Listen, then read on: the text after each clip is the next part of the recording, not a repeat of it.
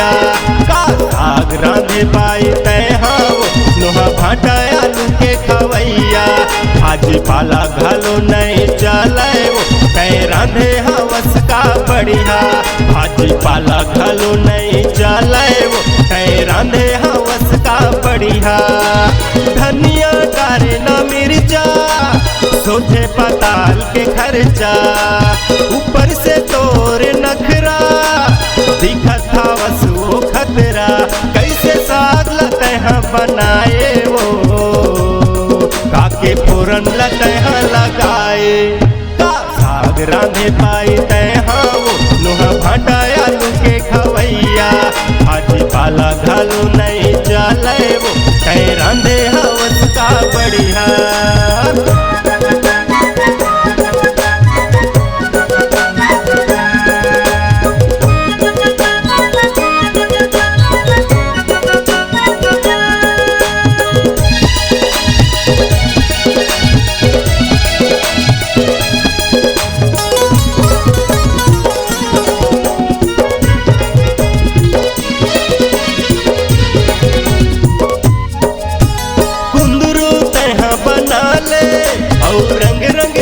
गोठियाले काबर रिसाए हंसते हाँ वो पाई आना मोला गोठियाले।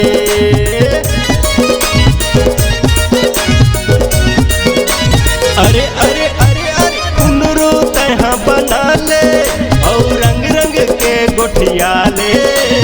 काबर रिसाए हंसते हाँ वो पाई आना मोला गोठियाले। काबर रिसाए हंसते हाँ वो पाई आना मोला गोठियाले। धनिया डारे न मिर्चा सोझे पताल के खर्चा। ऊपर से तोर नखरा दिखत हवस वो खतरा।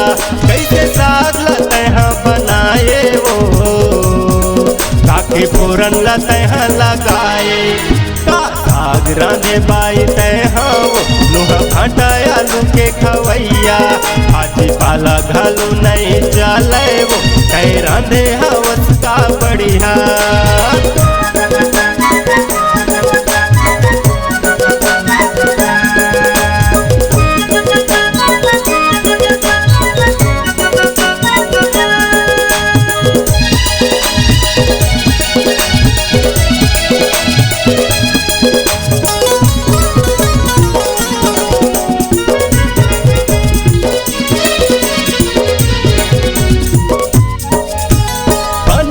मेकअप लगा ले और चेहरा ला तोर सजा ले।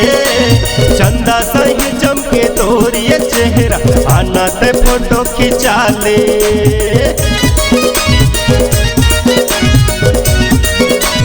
अरे अरे अरे अरे बने ते मेकअप लगा ले और चेहरा ला तोर सजा ले।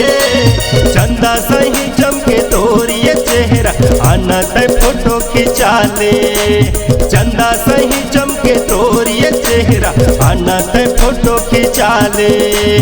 धनिया डारे न मिर्चा सोझे पताल के खर्चा।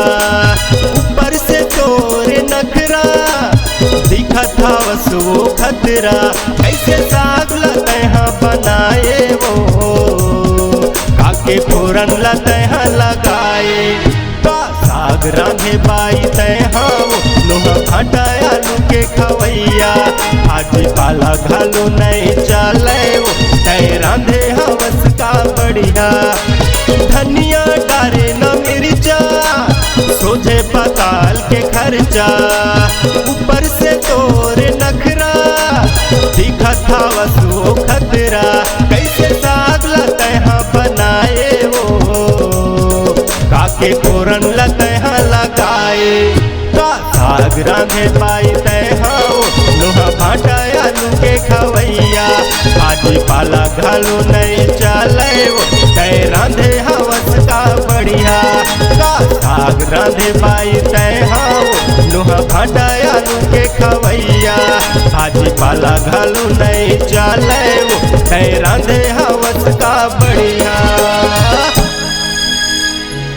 अगर आप अपने सुमधुर आवाज को जन जन तक पहुंचाना चाहते हैं तो चले आइए BS multi track digital recording studio Balpur Sirsiwa. संपर्क करें मोबाइल नंबर 9399995431।